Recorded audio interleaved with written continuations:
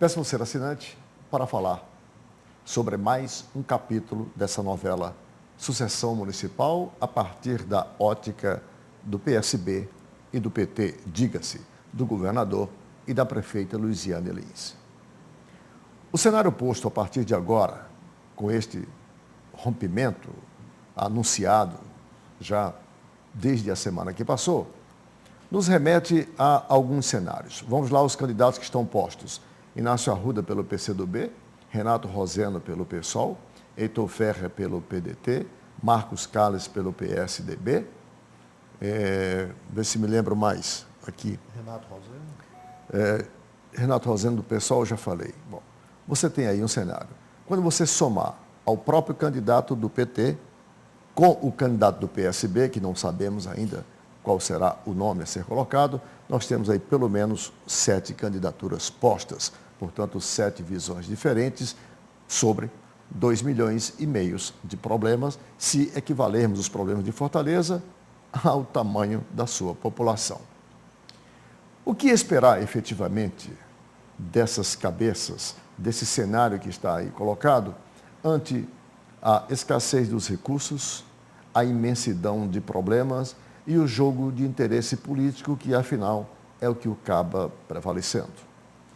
É para discutirmos os vários ângulos dessa questão que nós estamos, mais uma vez, reunidos para a apresentação do programa Visão Política pela FGF-TV, canal Universitário 14 da NET e Rede Pública de Televisão Cearense. E para analisarmos os vários ângulos, para jogarmos luzes sobre esse cenário político da Sucessão Municipal de Fortaleza, nós temos hoje as participações dos nossos debatedores, os professores Rui Martinho Rodrigues, historiador, portanto, profundo conhecedor da nossa política, não menos conhecedor, o cientista político professor Francisco Moreira, observador privilegiado também da política e desta cidade, e o também professor e doutor e analista político em nosso estado, o professor Clésio Arruda. Eu sou Arnaldo Santos, peço a você, assinante, apenas um minuto para um rápido intervalo e já voltamos com mais uma edição do programa Visão Política.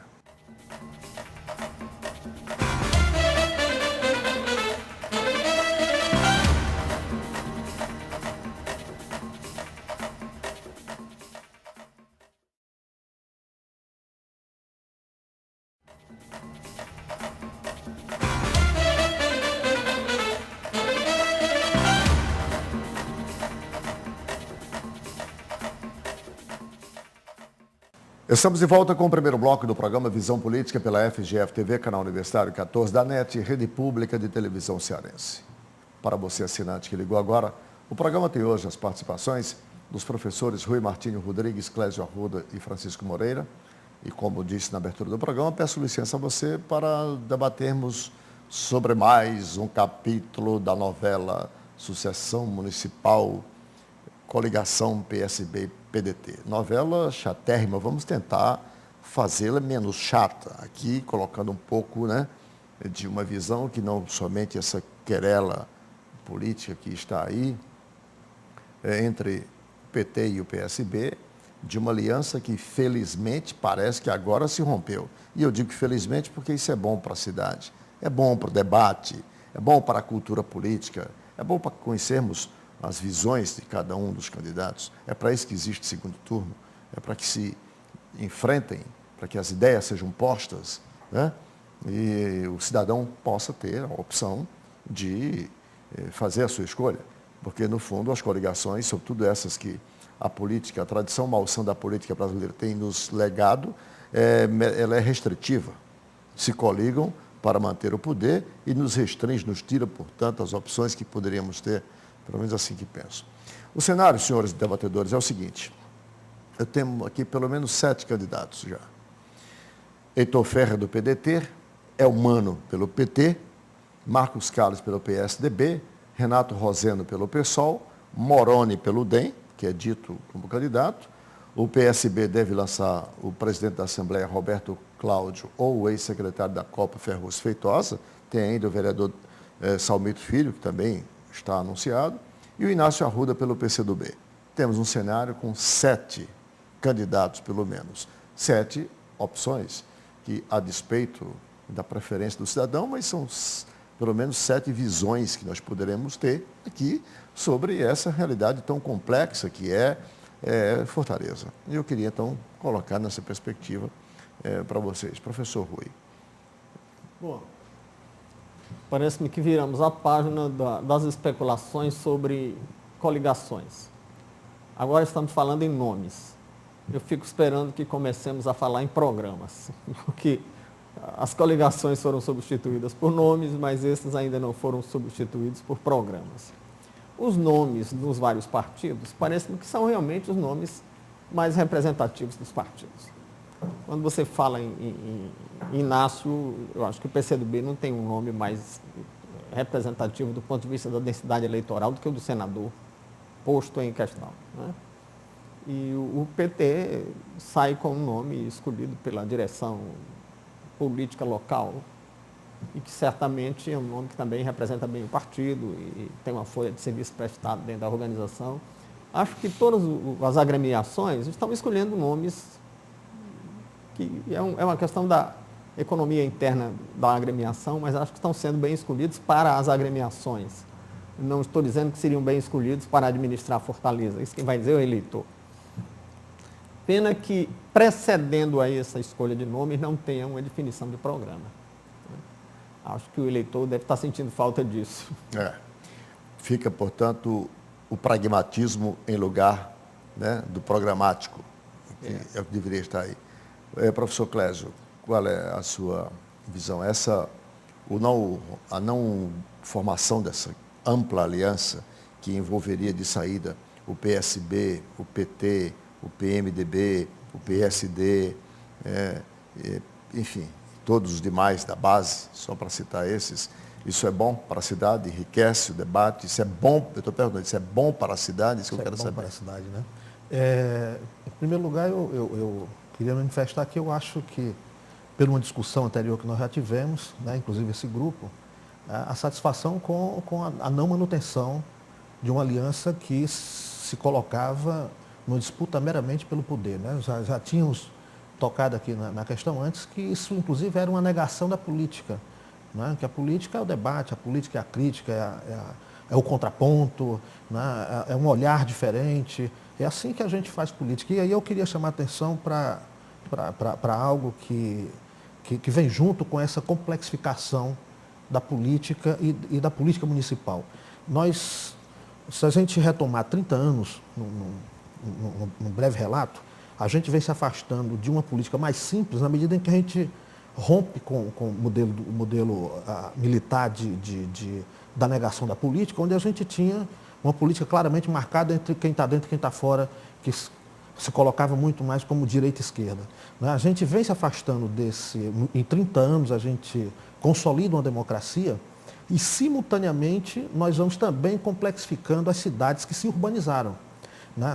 Não só se urbanizaram as grandes capitais brasileiras, e aí Fortaleza dentro, como também já superamos o período de industrialização. Quer dizer, não é mais uma cidade só industrial, mas uma cidade de serviço interligada com cidades do mundo. Então, simultaneamente, nós tivemos essa abertura política aliada a uma complexificação da cidade que exige uma administração mais técnica, mais científica, um olhar mais cuidadoso sobre os problemas, que não é só agora problemas de pequena monta de uma cidade que tem que olhar para dentro, para si, mas ela tem que olhar para dentro, para o seu entorno, que é a região metropolitana, né? A gente não pode mais falar de Fortaleza, né? Falar de transporte de Fortaleza é falar de transporte com Maracanaú e Caucaia e adjacências, e também falar com o mundo, né? Porque é uma cidade que tem essa ligação com o mundo, não só no sentido industrial, mas principalmente no sentido do turismo.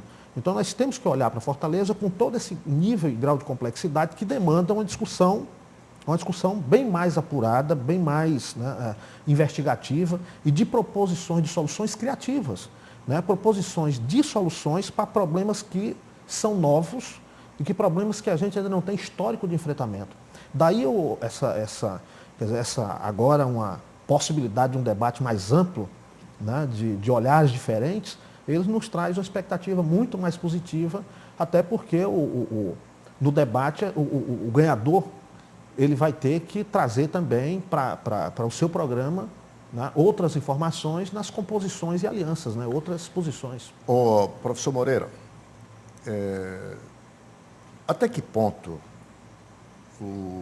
a não formação dessa aliança, com o aparecimento dessas, digamos assim, multivisões pelas várias candidaturas, e eu citei aqui pelo menos 7 das que são, pelo menos estão nos jornais até agora, embora somente as convenções é que vão determinar, até que ponto isso efetivamente enriquece a discussão, o debate? Bom, eu acho que primeiro de saudar como os companheiros o fim desse lenga-lenga, né? É uma coisa já, existe até uma certa hipocrisia, né, com relação à questão da manutenção dessa aliança, né? A definição que os partidos chegam com relação a ela mudou o cenário político partidário local. Houve uma mudança, né, de perspectiva, né, inclusive daqueles candidatos que estavam como pré-candidatos, mas não tinham, talvez, a possibilidade de uma participação efetiva no processo, né, porque a manutenção da aliança, de certa forma, era a manutenção de uma certa hegemonia de dois grupos que tinham o Estado, né, a máquina do Estado e a máquina da Prefeitura na mão, e podiam realmente, com grandes possibilidades de se manter, né, no poder. Então, essa mudança, eu acho que ela é uma mudança significativa, porque ela abre o cenário político, né, para um debate, né, para as pessoas realmente colocarem os seus projetos. Há a possibilidade de crescimento, inclusive, de alguns candidatos, né, que têm um certo portfólio já de votos, né, mas que não dispunham, né, de um aparato, e agora pode ir para a eleição e travar um debate realmente enriquecedor. Eu acho que, nesse sentido, ele cresceu, foi fundamental esse rompimento, né, e criou novas possibilidades. A gente vive um momento em que agora, né, vai ganhar uma nova dinâmica, certo? À medida que fosse definido as candidaturas de forma mais efetiva, ainda tem candidatos que são, na verdade, pré-candidatos, não tem ainda uma definição, mas na medida que fosse definido, né, essa questão do debate necessário, né, para a cidade, o Clécio colocou questões que são fundamentais, né, mas eu acho que você tem que, acima de tudo, você ter um administrador que tem uma visão política da cidade, né, que tem uma compreensão do que ele pode mobilizar em termos de política na cidade. A gente não pode esquecer que essa eleição também é uma eleição importante, porque vai eleger, né, os novos vereadores, né, e esses vereadores hoje são fundamentais para a cidade. Precisa-se fazer uma mudança radical também na Câmara Municipal. Eu queria, professor Rui, retomar essa discussão na seguinte perspectiva. Dos candidatos que estão postos aí, nós conhecemos quase todos, né? Assim, porque muitos, inclusive, já foram candidatos outras vezes, já colocaram suas mensagens aí. Eu cito o Heitor, o Inácio, o Renato Roseno,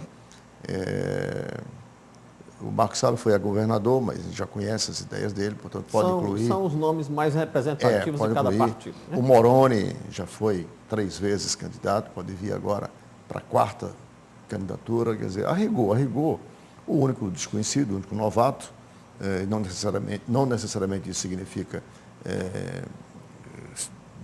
ponto negativo, é o candidato do PT, o Elmano, porque era secretário de Educação, não teve a oportunidade de explicitar o que pensa sobre a cidade, a não ser rapidamente uma vez conosco aqui e outras vezes na imprensa. Mas tem vida pública, né? Nós conhecemos, em geral. Se vier do PSB, tanto o deputado Roberto Cláudio quanto o secretário Ferrúcio, a gente também já conhece. Também tem uma vida pública. Tem uma vida pública, mais ou menos e tal.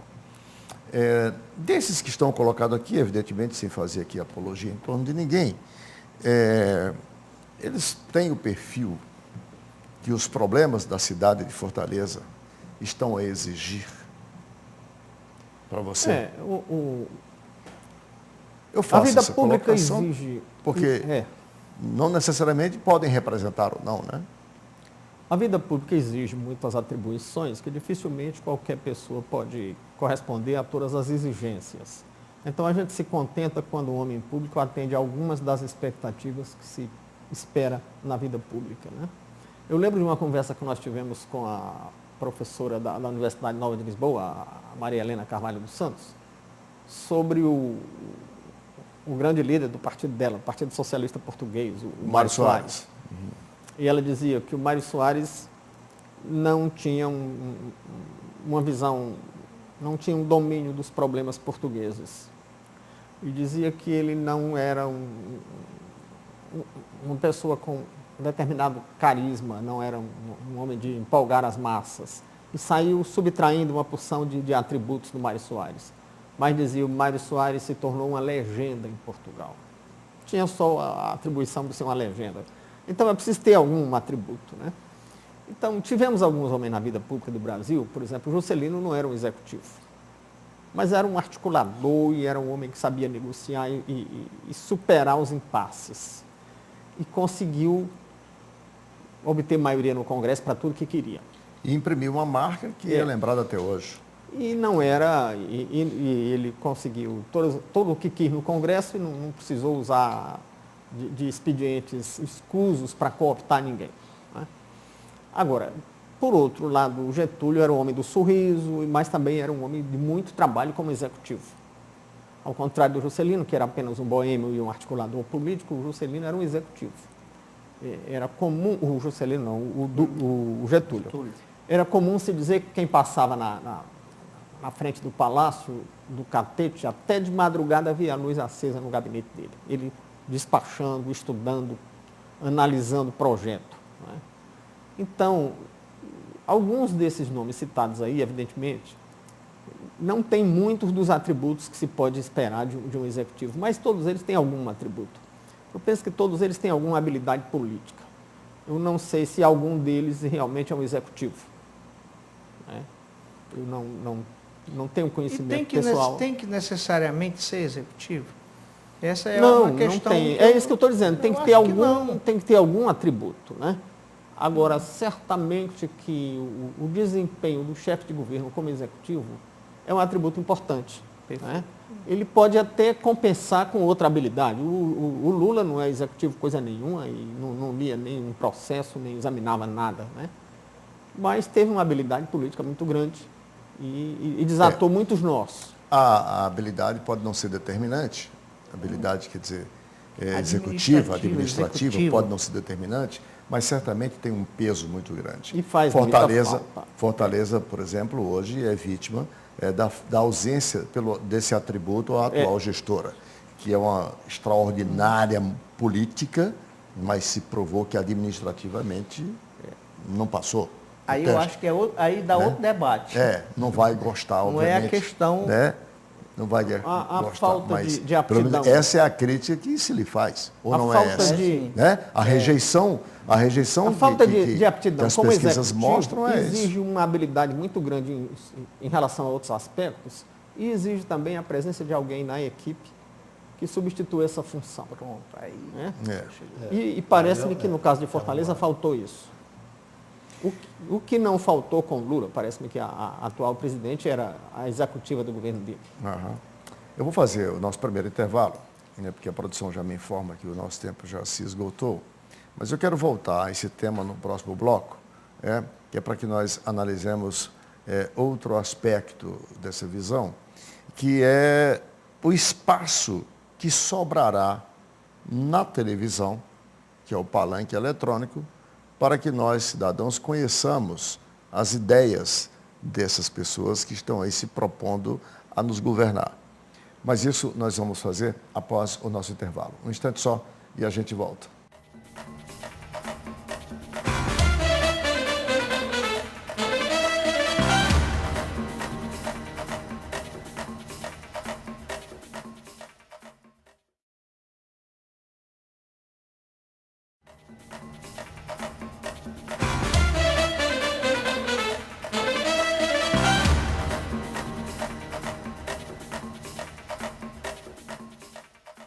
De volta com o segundo bloco do programa Visão Política pela FGF TV, canal Universitário 14 da NET e Rede Pública de Televisão Cearense.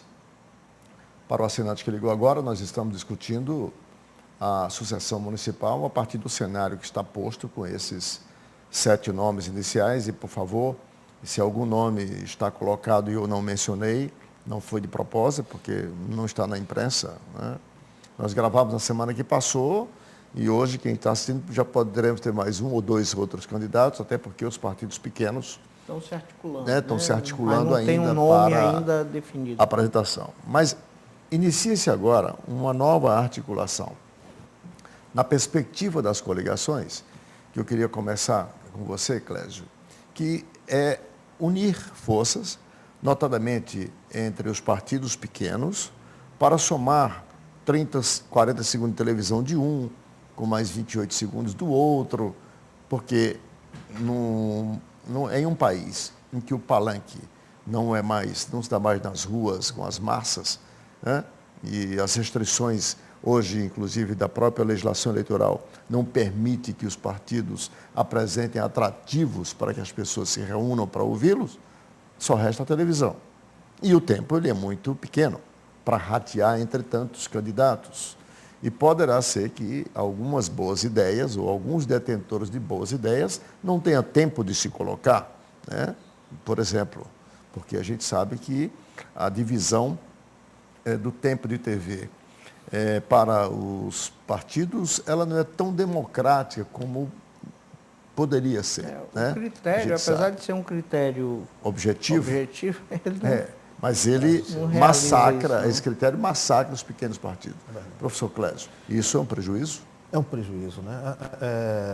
O grande problema é que a gente tem aí já um complicador até para o vencedor, aquele que vai gerir, aquele que seja o ganhador das eleições, que vai gerir por conta já da necessidade de fazer esses acordos que podem, inclusive, né, deturpar talvez a linha que seria tomada originalmente, mas que tem que fazer concessões de cargos, concessões de secretarias, né, para ocupar, para ganhar esse espaço, essas concessões acabar deturpando o viés que poderia ser dado com mais ênfase. Eu coloco viés no sentido de, talvez a gente tivesse um partido com preocupações mais no sentido de questões mais voltadas para as questões humanas, como a questão ambiental, né, a questão de melhorar os espaços públicos, de lazer, e que na sua composição ele pode ter quer dizer, esse viés que seria o forte do partido, ele ter aí, tomar ou pelo menos reduzir de importância, né, e tomar um outro rumo até, né, por conta dessa necessidade que se tem dessa arrumação política. Né.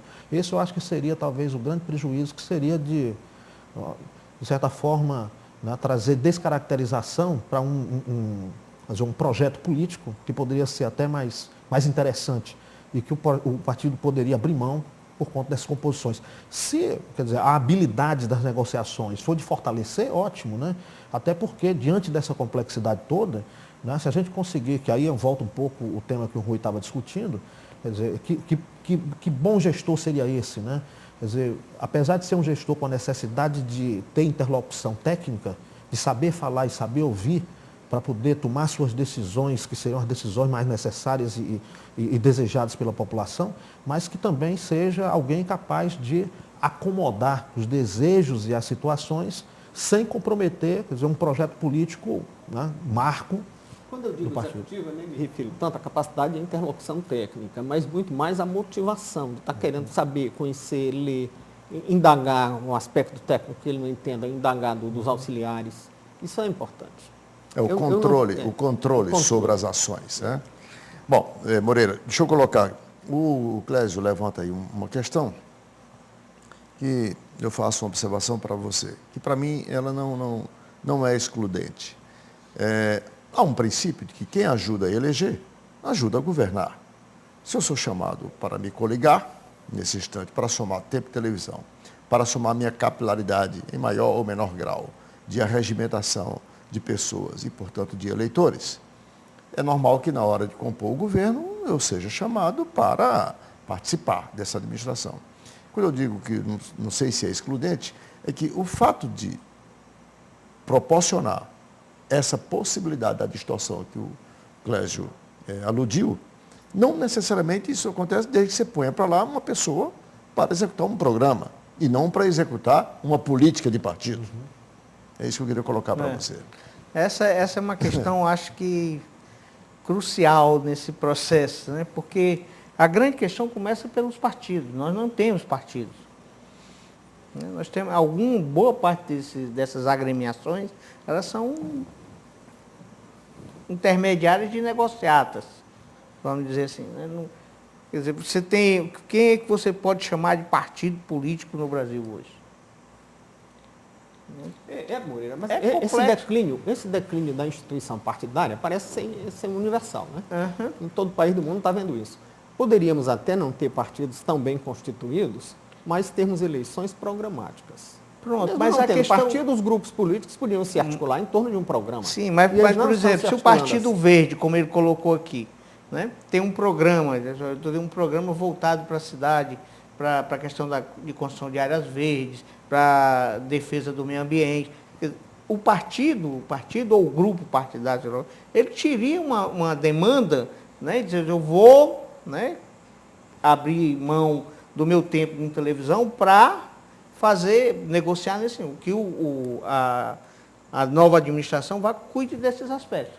Esse é que é o que o problema. Arnaldo estava dizendo sobre quem ajuda a eleger, ajudar a governar, isso é verdade, porque isso se refere a uma época em que as eleições eram baseadas em propostas programáticas.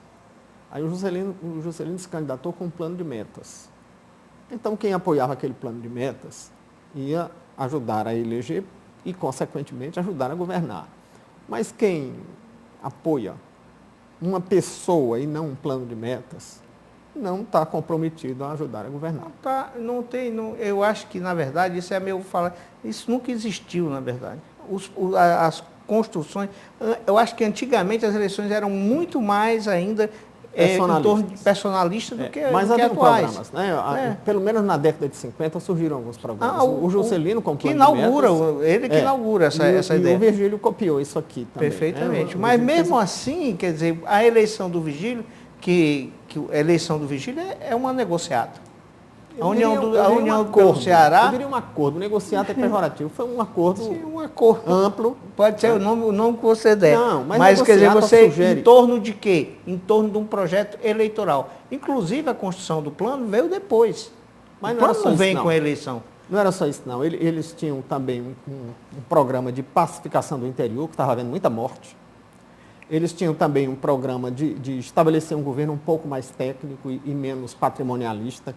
Inclusive, a pessoa do Virgílio foi escolhida para isso, porque ele era dos homens públicos da época, alguém que tinha um perfil mais técnico.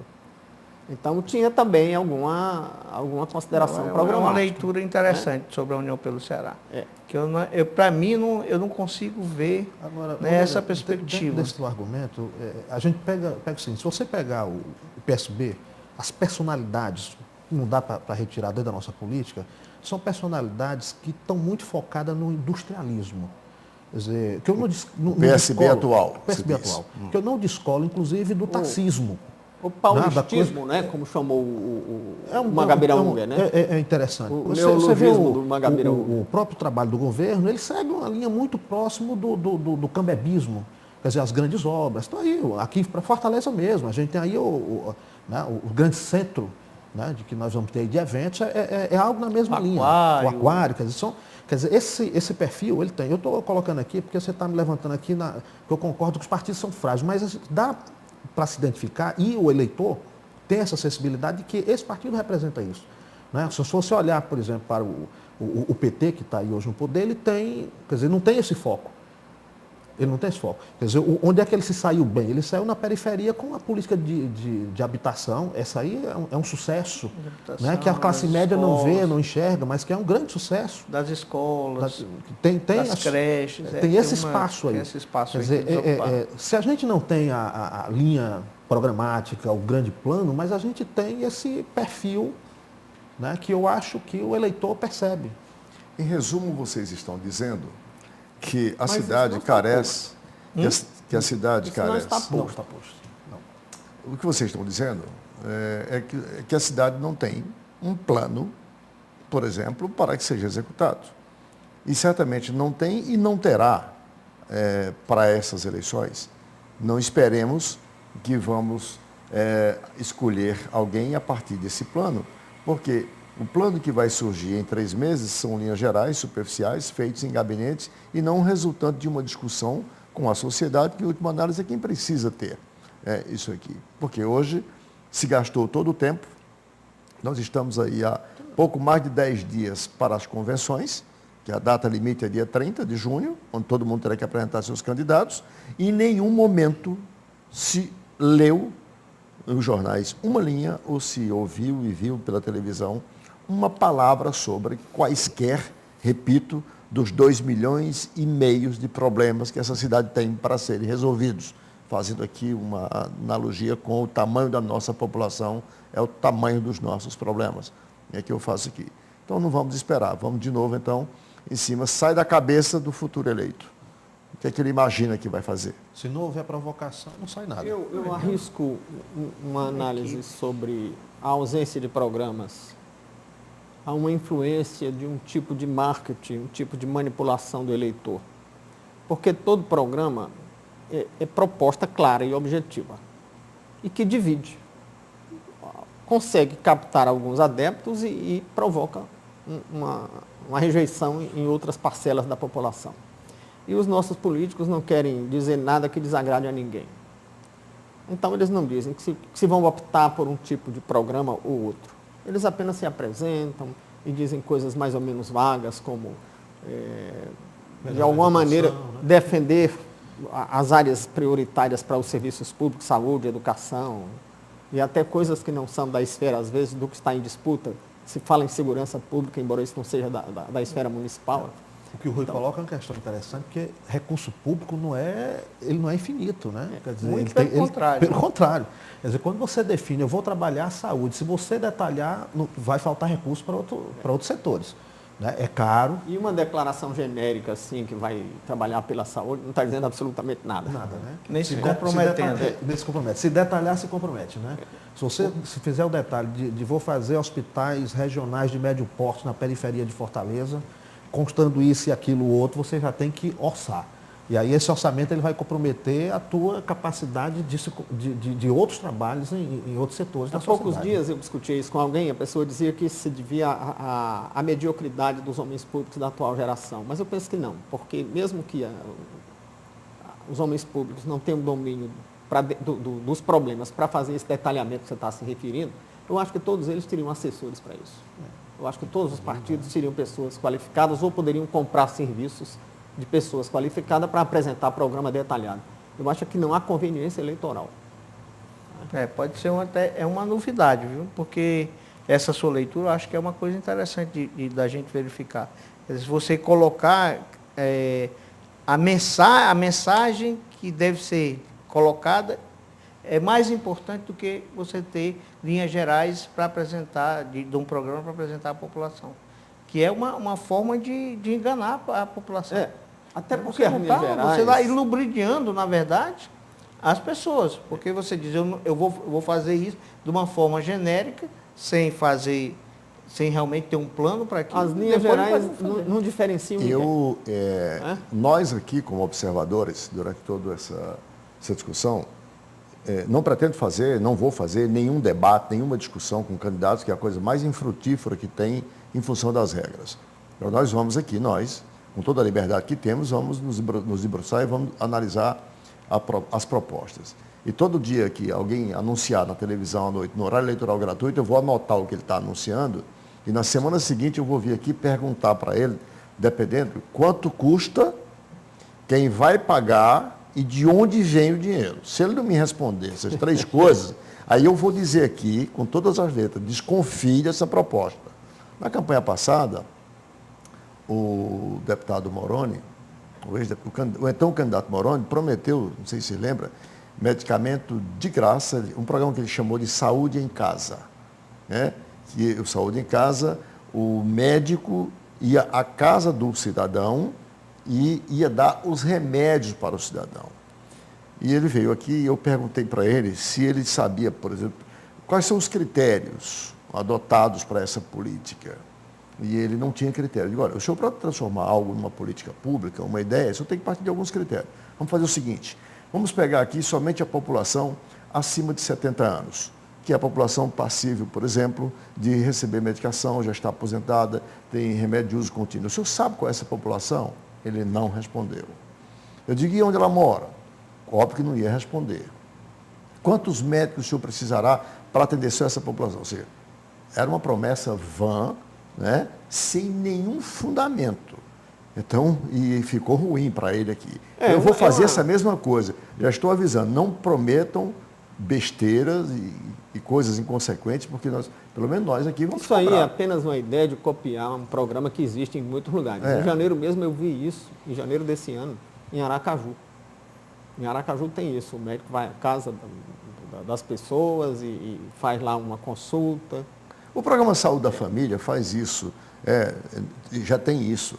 Mas você, ao transformar isso em uma política pública de graça com o medicamento, um homem de 70 anos hoje, ele toma por baixo, de uso contínuo, ele o consome por baixo 4 medicamentos. Nós não temos por baixo. profissionais para dar Quer dizer, conta você tinha disso. que saber quais eram esses medicamentos, quanto isso custa. Quantos profissionais são necessários? Não temos profissionais para dar conta Então não dessa dá para realidade. ficar prometendo essas bobagens, quer dizer, bobagem no sentido da inconsequência da promessa, que a política era muito boa se fosse capaz de ser efetivada. Né? Achando que todo mundo vai bater palma e não vai fazer orçamento, uma crítica sobre O isso. Clécio estava lembrando que o orçamento público é como o famoso lençol de pobre, né? Se cobrir a cabeça, descobre os pés. Se isso é a cabeça e vamos cobrir a cabeça, é preciso saber quais são os pés que vão ser descobertos com isso. É o pé. Né? De onde é que vamos tirar a verba? Eu vou fazer mais um intervalo e quero colocar, e para nós analisarmos no próximo bloco, sequenciando isso aqui, o resultado desse rompimento foram as críticas abertas que a prefeita já começou a fazer ao governo na semana que passou. Né? Ela criticou duramente o programa Ronda do Quarteirão, né? Só para citar um, né? Criticou outras ações do governo, como, por exemplo, o VLT, que o governador se preocupasse em executar o VLT, porque era da responsabilidade do governo e também estava parado. Ou seja, a aliança que existia entre pessoas que discordavam entre si da forma de governar. Mas a prefeita ficou calada durante todo esse tempo. Só foi fazer o rompimento para ela vir, então, a público e fazer essas críticas. E por que essas críticas não foram feitas, mesmo durante a aliança, com o intuito de aprimorar, de corrigir? Por que só a partir do rompimento é que essas políticas passam a não mais ter valor? Mutatis mutandis, a mesma coisa em relação às críticas feitas à administração municipal, à prefeita, né, que certamente as pessoas ligadas ao governo vão fazer agora. Por que só agora vão fazer? Então fica provado que essa aliança não tinha nenhuma razão de ser. Um instante só e a gente volta.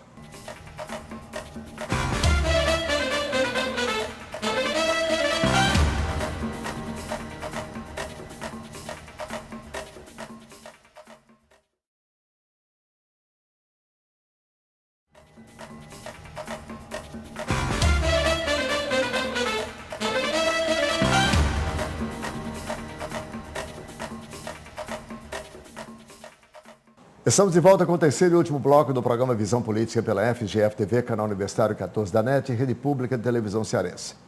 Bom, entramos agora no terceiro e último bloco do programa. Vamos sequenciar essa discussão. Nós vamos agora sermos bombardeados, não só no horário eleitoral, mas no dia a dia da imprensa, com as críticas agora de lado a lado. A prefeita já começou, a semana passada abriu sua metralhadora de críticas, a atual administração do governador e certamente agora no período eleitoral as pessoas ligadas ao governador vão fazer todas as críticas à administração municipal, porque é o jogo. Eu queria colocar para vocês, eu não entendo, quer dizer, o que estava errado antes, por que isso está sendo reconhecido como erro agora? Como é que se faz uma aliança com visões tão díspares, com opiniões tão divergentes? Tinha alguma razão de ser essa aliança, ô Moreira? Essas primeiras manifestações de um lado e do outro, para mim, só demonstram que não tinha nenhuma razão de ser. Mas tinha uma razão muito séria, que era eleitoreira. Sim. todo o processo estava envolto da questão da eleição. Quer dizer, as pessoas não fizeram um projeto político em torno de programa, de que a gente vai atender determinada demanda da população de Fortaleza, do Estado. Não, foi feito em relação à questão da eleição e vinha se mantendo. Como dizia aquele Como personagem agora, do Chico um dos Anísio, grupos- o cidadão e a cidade que se explodam. Isso exploda perfeitamente. Hoje, quando você tem, né, como um dos grupos, né, acha que pode não precisar mais do outro, está eliminando o outro. Porque, inclusive, trabalhando em relação a uma perspectiva de um processo eleitoral, já foi dito, nós estamos livres para 2014. Por quê? Né? O que eles estão visualizando? Quer dizer, a aliança eleitoreira ela foi importante até determinado ponto. Né? Agora não interessa mais para os grupos. Tem umas frases feitas que usam aí para explicar essas alianças entre pessoas que não têm nada em comum, que geralmente quem defende isso diz, não, alianças se fazem entre quem é diferente. Entre quem é diferente, mas que tenha alguma proposta em comum. Não ter nenhuma proposta em comum não justifica uma aliança. Em política não tem sentido. Não faz Não tem, sentido. só faz sentido se você tiver algum projeto, alguma coisa, um programa, pelo menos, que diga, nós vamos trabalhar dentro dessa linha, né, vamos desenvolver políticas objetivando atacar esses problemas, resolver determinadas questões. Quer dizer, você precisa ter alguma coisa em comum. Não dá para você trabalhar. Como é que dois grupos diferentes vão se aliar, né, sem algo em comum? A não ser, porque para mim, nesse sentido, é enganar o eleitor. Pois é a partir dessa sua última frase que eu quero colocar o Clésio na discussão perguntando, é crível uma crítica como essa? Dá para se valorizar uma crítica como essa, quando a gente sabe quais são os interesses que estão por trás? Porque que a cidade de Fortaleza está, quer dizer, com a violência crescente, isso aí não é de hoje. Não é? Que a política do Ronda do Quarteirão, quer dizer, fracassou nesse sentido, fracassou porque a violência aumentou. Né? Por que só agora, então, isso está sendo percebido pela administração municipal? Então, nós merecemos realmente ter que aguentar essa crítica pueril, eleitoreira, como disse o Moreira? Se essa crítica tivesse ocorrido antes, a gente teria tido um embate político e a resposta seria com trabalho concreto. Vou trazer aqui para vocês um caso concreto que pega os dois níveis de poder, municipal e estadual. Me relataram de um fato ocorrido na escola nossa aqui, municipal e messejana, em que um garoto foi aliciado pelo tráfico com 12 anos de idade. Quer dizer, então eu tenho a questão policial e a questão escolar. Quer dizer, esse garoto foi aliciado com 12 anos, entrou para o tráfico, passou um período preso, foi solto, queria sair, pediu ao traficante que permitisse que ele saísse, o traficante matou o garoto porque ele queria sair. Quer dizer, a gente tem um problema de uma escola despreparada para uma questão seríssima. Quer dizer, eu estou falando do ensino fundamental, estou falando de um garoto de 12 anos, o professor não tem habilidade para tratar com tal problema, a diretora da escola está para tratar de questões pedagógicas e administrativas. Quer dizer, como é que nós vamos enfrentar esse problema que é sério? Né? Que a gente, quando abre o jornal, vê aí garotos de 12 a 14 anos sendo carregados aí com mortes violentíssimas. Portanto, é um problema da educação com interface na questão da segurança. O que é que a nossa política de segurança pública tem feito para proteger as crianças que estão sendo aliciadas pelo traficante? Quer dizer, então a gente tem aí um tema que poderia ser objeto de discussão, onde tem responsabilidade do setor público estadual e municipal. Mas essa crítica não aparecia, ficava escondido. E federal. Acho que isso é uma questão que toca todos os planos do Todos, poder. e aí a gente tem um problema nós estamos jogado vivendo debaixo do tapete. uma situação, né, que acho que é dramática, uma Isso aí é um situação buraco negro. complexa. Né? Isso aí é um buraco negro. Tudo que bater aí Vai ser desaparece. Se a gente não aparelhar essa escola, sei lá, com um profissional habilitado, inclusive, para ouvir esses garotos, sei lá, assistente social, que escute a família, que trabalhe, é necessário fazer algo, né? Quer dizer, alguma medida precisa ser tomada. O que não pode é a gente ter uma escola que está aí como se isso não existisse. Porque esses problemas não existem. O problema existe. Quer dizer, tem que ser trabalhado. Do mesmo jeito a polícia, pô. A polícia está trabalhando o traficante e não está trabalhando a prevenção. E esses garotos? Isso não aparece no debate, esse tema específico, eu penso que porque ninguém tem proposta mesmo. Sabe? Não faz muito tempo um promotor, um amigo meu, me perguntou o que é que a gente faz com o crack? Porque ele não sabia dizer. Eu disse, você não sabe, eu também não sei, meu amigo. Ele que é promotor, estava oficiando na vara da infância e da juventude. Convivendo com isso todo dia, vem me perguntar o que fazer, e eu não gosto de dar respostas levianas, eu disse, eu também não sei. Então, aí por isso ninguém se pronuncia, porque o problema é complexo demais e a gente não tem uma solução à vista. Isso aqui é verdade. Agora, eu fico... E certamente não vai ser no âmbito municipal que vamos resolver isso. De jeito nenhum. Muito Essa pelo discussão vai certamente aparecer no âmbito de uma eleição municipal para fazer o jogo de acusação. Né? Como a questão de segurança pública também. Aparece para fazer o jogo de acusação. Mas é outro problema, que é outro buraco negro, resolver isso. Não é só Fortaleza, não é só o Ceará que não resolve e não vai ser no âmbito municipal que vai ser solucionado. Agora, eu não vejo, eu não concordo com essa questão de que não tem jeito. Tem, dizer, mas está muito mais ligado. Olha, né? isso passa por uma reforma do Código Penal, que estão falando aí, do processo penal. Isso tem relação com a gestão do judiciário, que é muito mais importante do que essa reforma de códigos. Essa história de dizer lentidão do judiciário não tem nada a ver com código antiquado, nem ultrapassado, porque em estados diferentes, com o mesmo código do processo penal ou do processo civil, você tem graus de celeridade muito diferentes de um estado para o outro. O que um recurso que se resolve em um mês no Rio Grande do Sul, leva 2 anos em São Paulo e leva 5 anos no Ceará. Então isso não tem nada a ver com os processos. Eu tenho uma visão não tem nada a ver com os códigos de processo. Eu acho que a gente trabalha muito mais com a tentativa de aumentar o rigor na pena, na lei, do que com políticas públicas que poderiam solucionar nunca, porque violência a gente vai conviver com ela. Mas tem outras... Não está caminhando nesse sentido, não. Não estou me referindo a aumento de rigor de pena, não. Estou me referindo à celeridade do processo para chegar a termo, para não terminar na impunidade. Quando você pega aqui uma lista de homicídios no Grande Bom Jardim, vê 280 homicídios com 8 ou 10 esclarecidos, isso é uma receita de impunidade e isso encoraja. Eu não sou a favor de se criarem penas mais severas, porque não é a severidade da pena que desencoraja, mas a certeza da impunidade é que encoraja. Porque ninguém vai dizer assim, não, eu vou fazer um crime aqui porque eu vou passar só 4 anos preso. Mas nós precisamos Ninguém está discutir... disposto a passar só 4 anos, esse só entre aspas, né? Só 4 anos preso. Essa discussão passa pelo aparelhamento da Polícia Civil, que é a Polícia Sim, Investigativa e a Política isso não está no Pública. âmbito da discussão municipal. Sim. Isso vai aparecer para fazer o mas jogo a de questão cena. mas ela passa pela Política Pública e o Sim, município passa tem por também. Passa por todos os O territórios. que vocês já estão por antecipação é pondo em dúvida essa crítica sobre quaisquer das políticas em execução, tanto no Estado como na Prefeitura, que ela é desonesta, porque a gênese dela é meramente eleitoreira. É isso, em outras palavras. Porque o problema é embora muito não mais de invalide, âmbito federal. embora não invalide se fazer a crítica. Agora, é preciso ter um tom que não resvale, né, para essa inconsequência, para essa irresponsabilidade. Quer ver? Vamos pegar aqui um problema objetivo, que bem claro.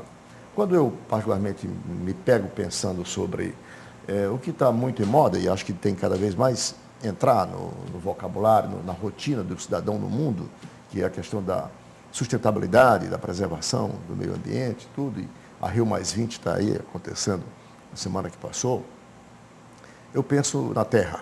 Terra, espaço físico, que não se fabrica. Ou a gente fabrica terra, fabrica espaço. Quando eu penso na Terra, eu vou e me lembro do oxigênio que a gente precisa, para que quem habita esta Terra possa continuar habitando. Se fabrica? Também não. Pega uma cidade como Fortaleza hoje, por exemplo, que vai continuar crescendo, né? Não tem como não continuar crescendo. Só tem a cidade ocupada e a cidade loteada. Não tem mais a cidade por ser loteada, segundo os urbanistas aí. Tem pouco mais de 2%, não sei, da sua área verde preservada, que é uma coisa também absurda. De onde é que vai vir oxigênio, então, agora, se você não tem? Então. E isto, como o nosso, e num clima como o nosso. Como é? O que esperar de uma visão, de uma gestão que se pretende moderna para uma cidade? Olha, estou falando só de um problema, mas olha a magnitude desse problema aqui. é para um problema como esse que eu fico pensando se essa crítica pueril que vai invadir as nossas casas todos os dias vai resolver alguma coisa, quando eu preferia estar ouvindo, tá, uma proposta nessa perspectiva, por exemplo. Nesse sentido, Arnaldo, a gente vê na televisão imagem de lixo na rua, não resolve o problema. A questão é como é que os candidatos vão tratar esse lixo, porque é uma questão municipal. Quer dizer, cuidar do lixo, fazer o que com lixo. E o mundo todo tem experiências aí, rapaz. São os técnicos aí que já trabalham, que tem alternativas. Tem o Estatuto da Cidade, que já dispõe sobre todos esses problemas urbanos e já sinaliza os caminhos por onde a administração municipal deve andar. Né? Quando você fala em falta de espaço, isso é grave em Fortaleza, porque Fortaleza das capitais, para surpresa minha, o IBGE revelou do censo de 2010, que Fortaleza é que tem maior densidade demográfica. Para mim é uma grande surpresa isso. Porque a gente anda em outras cidades, a gente tem a sensação de que elas são mais verticalizadas, portanto deveriam ter uma densidade maior. Então Fortaleza daqui para frente, se tiver de crescer, vai ser com o chamado solo criado. Você falou, se cria solo, cria. Né? Artificialmente verticalizando. Sim, verticalizando. Cada andar de um arranha-céu de 30 andares é um pedaço de solo criado. E tudo isso já existem disposições legais sobre tudo isso. Né? Há uma maneira de desestimular a especulação imobiliária que deixa terreno ocioso, inclusive permitindo uma verdadeira desapropriação do terreno. Né? Então, existem sanções previstas para isso, majorando tributos. Embora o gabarito de Fortaleza não permita esse solo criado, que ele limita. Tem teto, né? Tem teto. Mas dentro desse teto dá para criar muito solo aí. Aliás, essa é uma luta antiga da indústria imobiliária do Ceará para aumentar o gabarito em Fortaleza, para que ao invés de eu construir um prédio de 25 andares, eu possa construir de 50, de 60. Mas você sabe qual... Mas tem locais, por exemplo, ainda. eu estou vivendo falou, não tocou num ponto que acho... Nós temos um problema, eu moro ali no Lago de Jacareí. Ali o gabarito é até 5 pavimentos. Era, né? Estão construindo e totalmente, é tudo irregular. Né? Não tem, eu não sei como embarga e continua a obra. Um problema muito sério, por exemplo, porque não tem, é uma área que não tem recursos sanitários, né? Não tem uma malha de esgotos, certo? Então, o que está acontecendo? Se constrói um prédio com 16 andares, 20 andares, e estão se jogando os detritos na lagoa. Pois é. Eu verticalizo, eu produzo... Tem mais 2 projetos ali construídos do lado da minha casa. Como é que você vai fazer prédios com 100 e tantos apartamentos se não tem esgoto? Então você... E a capacidade daquela lagoa de digerir. Não tem. Existe a biodigestão nas coleções de água a céu aberto. Mas aquilo ali não é mais uma lagoa, é uma poça. Uma poça d'água muito pequena. Mesmo porque no espaço não tem capacidade de biodigestão. Então, ali onde tem as casas todinhas, na verdade, era lagoa. Se o que está ruim pode sempre ficar pior, vocês acabaram de piorar quando eu coloquei a questão da terra, da falta de espaço para a cidade se expandir e tudo.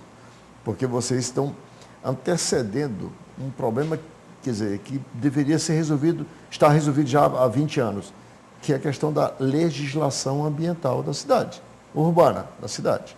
Você vai ter que mexer com isso, com o ordenamento jurídico urbano da cidade, que é a regularização desse gabarito. O problema também é que os nossos gestores hoje pensam pequeno. E lembre-se, viu, Rui, nós já temos um trânsito caótico em qualquer área urbana. Isso não é privilégio da aldeota, nem do centro, nem dos bairros aqui em torno, não. Qualquer bairro que você for, você tem um trânsito caótico. E quanto mais você verticaliza, né, mais você vai acrescentar problemas também dessa ordem, porque os juros estão aí a zero e o crédito está pululando aí para as pessoas comprarem carro. Então... E eu penso que se negligenciou a engenharia de trânsito. Né? Fortaleza não tem vias expressas, Fortaleza tem sinais demais. Outro problema seríssimo. E Fortaleza tem viaduto e túnel de menos. Bom, e os sinais não são regularizados para você pegar uma onda verde. Os sinais são desencontrados. Você não pega uma via que você possa encontrar os sinais todos abertos. Isso é uma questão simples e barata. A tecnologia hoje resolve esse problema, só que ninguém se voltou para isso ainda. Né? Bom, problemas é que não faltam. Aqui, rapidamente, nesse último bloco, nós mencionamos aqui, quer dizer, meia dúzia insolúveis a curto prazo, a médio prazo, imagino. Com a palavra, os nossos pretensos, né, gestores, para a gente saber o que é que eles vão nos propor. E com essas colocações, finalizamos mais uma edição do programa Visão Política pela FGF TV, canal Universitário 14 da NET e Rede Pública Televisão Cearense. Agradecendo aqui aos nossos colaboradores, os professores Francisco Moreira, Clésio Arruda e Rui Martinho Rodrigues, em especial agradecendo a você, assinante, renovando com você o compromisso que aqui seremos atentos, né, dessas discussões todas em favor da cidade. Muito obrigado e até um próximo Visão Política.